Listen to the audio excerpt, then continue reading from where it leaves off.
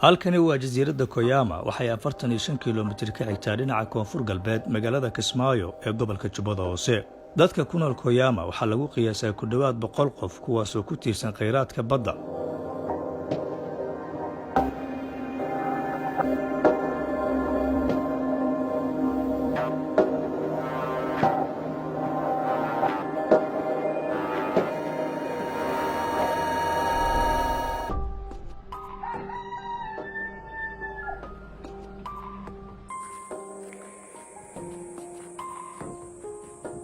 محمد صالح waa 9 jir waxa uu halkan kula nool yahay qoyskiisa. Aabi waxa uu ka mid yahay dadka ka jalaabta nimcada badda. Aroorta hore subax kasta Maxamed waxa uu raacaa aabihi si uu barto qaabka ay kalluumaysatadu ugu xamaashaan badda.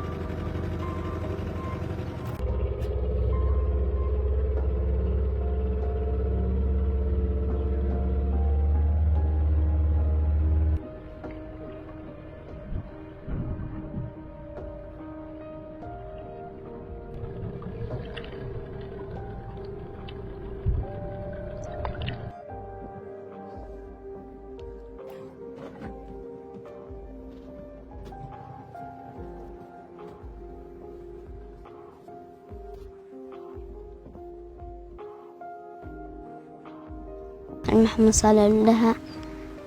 لو يتوسع عني به بدايمانا مطورة قرى شوقة في إلنا ملايا قنا قرية جينا وقويسنا وعنا روسع دكسي هذا 5 ساعة وابها عني رفكي بلونا ليلة.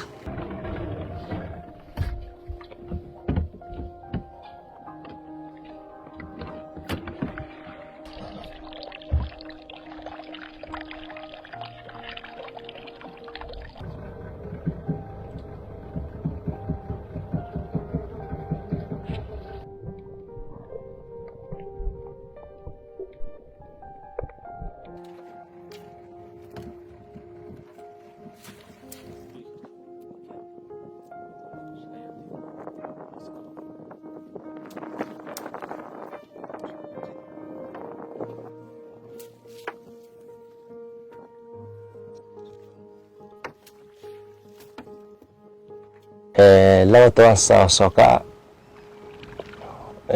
بدأ انتينا شبكة قوانينا ملا صوفينا ملا ونسيب مر والحيلة مر لمحيلة هذه حل بلود بان وحق شقينا ملاي كورها اللية مركا كالي نقود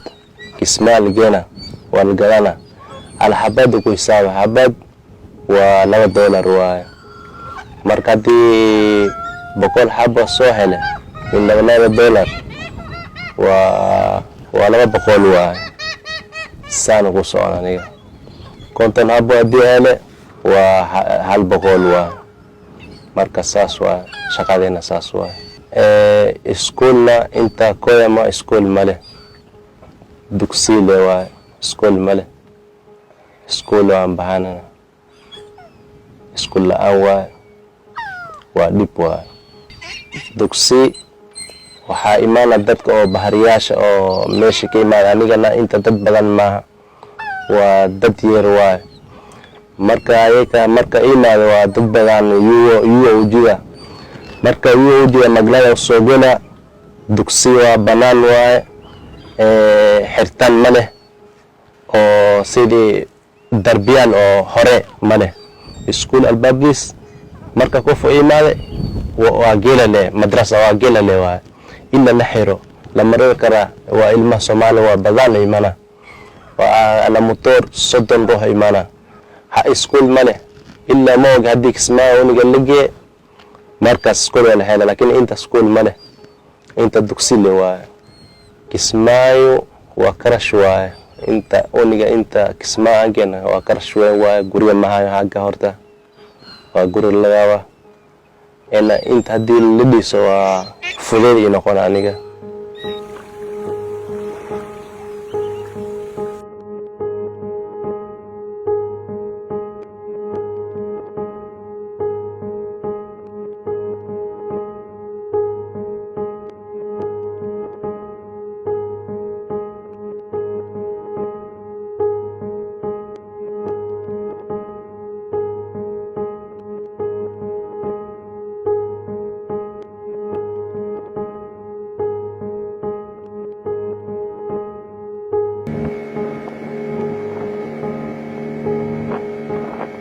jasiiradani Koyama iyo kuwa kale oo ku xeeran dhammaan kama jiraan iskuulaadka waxbarasho ee maadiga ahi kaliya waxa ku yaal dugsiyo quraanku ay caruurtu ay ku bartaan kuwaas oo hadda ay u xiran yihiin abaaro biyo la'aan oo deegaanka ka jirta waxaana la kala fasaxay ardaydii wax ka baranaysay dugsiyada quraanka oo uu Maxamedna ka mid ahaa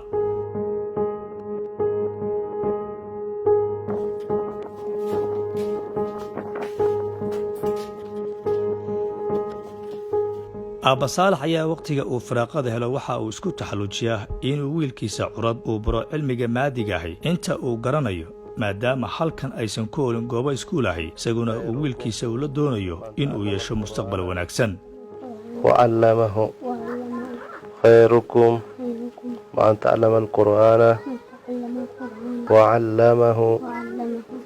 خيركم قال رسول الله صلى الله عليه وسلم حرمت التجارة الفقرا قال رسول الله صلى الله عليه وسلم خيركم من تعلم القرآن وعلمه قال رسول الله صلى الله عليه وسلم